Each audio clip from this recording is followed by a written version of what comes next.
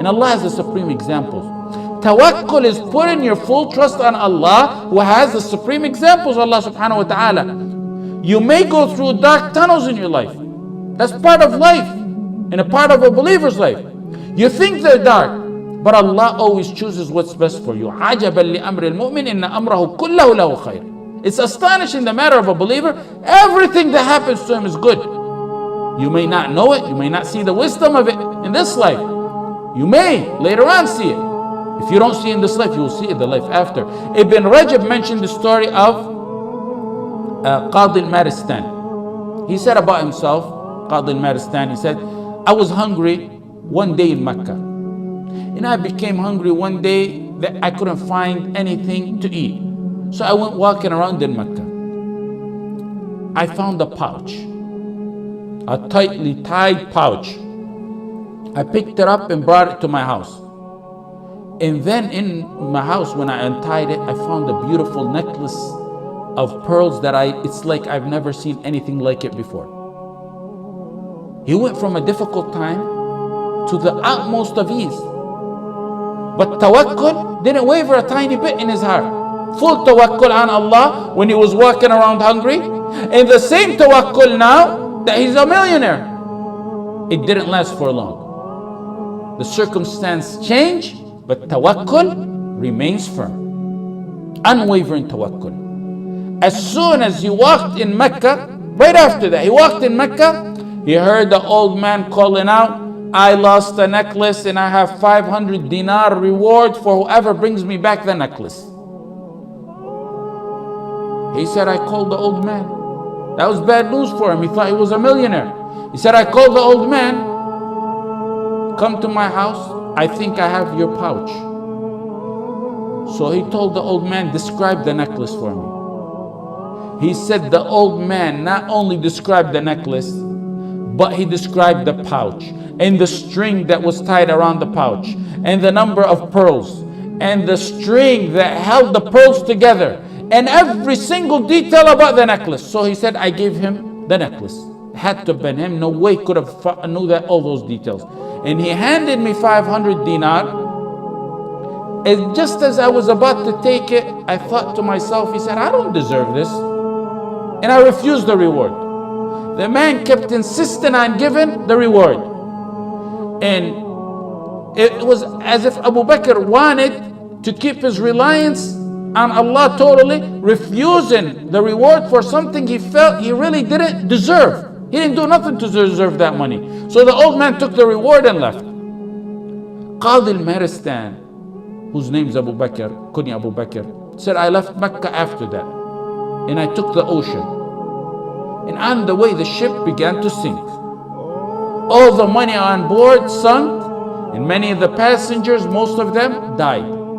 He said, I seen a small raft while I was in the water. I held on to it, and the wind kept blowing me for such a long time until I got to an occupied island. When I landed on the island, he said, I immediately headed to the masjid, finding that there's no one there, so I began to recite Quran. The people attended the masjid. They came to me, stranger in town. They asked, could you teach us Quran? They seen him recite it. Could you teach us Quran? He said, yes. And then they began to overwhelm him with gifts. Then he said, I seen pages in the masjid one day, so I began to read in them, pages of the Quran. They said, you even know how to read and write? He said, yes. They told him, will you teach us and our children how to read and write? And they began to learn from him how to read and write, and also they showered him with gifts. Then they told him one day, after being there for some time, we have this problem. We have this young orphan girl. She has recently been orphaned. Her father died, and we want you to marry her. This was a tactic they did to try to keep him in town and attached to the town so he will not think of ever leaving them. He resisted. He wasn't even thinking about marriage. But based on their insistence, he said, I agree to marry her. He married her. Okay, the night of the wedding, When they presented her to him, he said, I looked at her and I was startled and astonished, and I was unable to raise my eyes off her neck. I seen the necklace I gave the old man some time ago on her neck. This is a true story, authentic story. He wasn't looking at his new bride's face, even though she's mentioned as being one of the most beautiful women in that town, in that island. The relatives around him said, you broke that orphan's heart. How could you look at the necklace and not at her? You're breaking her heart. It's like you're saying she's ugly by your looks. He said, I began to tell them the story of how I found that necklace on her neck, and how I returned it to some old man in Mecca, and how I left Mecca, and then the ship sunk, and how I arrived to their island. I told them the whole details of the story. They began to shout and cry, La ilaha illallah, Allahu Akbar, La ilaha illallah, Allahu Akbar. And the crowds in the town began to gather. He said, why are you people doing this, and why are you astonished? They told him, the man you gave the necklace to is the father of this girl. And what's more astonishing than that is we used to always hear him say, I never met a Muslim on the face of this earth like the man who returned the necklace to me.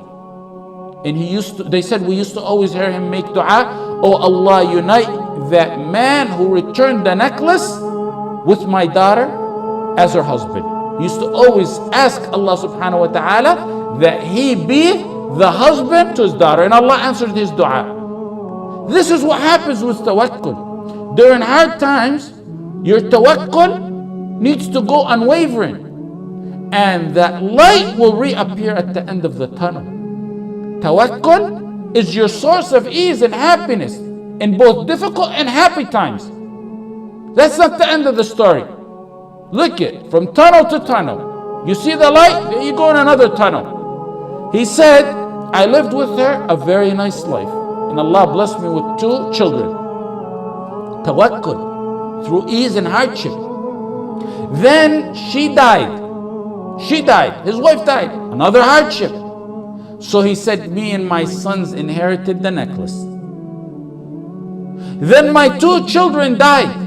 Another hardship, but no, the tawakkul still there. He said, then I sold the necklace for 100,000 dinar. And that's where I got the wealth. He was explaining later on how he got the wealth he has. وَمَنْ يَتَّقِ اللَّهَ يَجْعَلْ لَهُ مَخْرَجًا. Whoever fears Allah, he keeps his duty to Allah, Allah will always find him a way out from every single difficulty you can imagine. وَيَرْزُقْهُ مِنْ حَيْثُ لَا يَحْتَسِبْ. He will provide him from sources he never imagined.